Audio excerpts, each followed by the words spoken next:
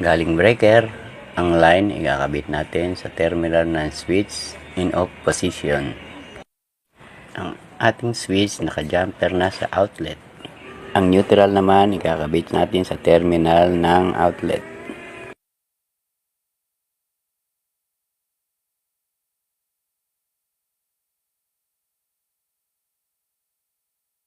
I-fix na po natin.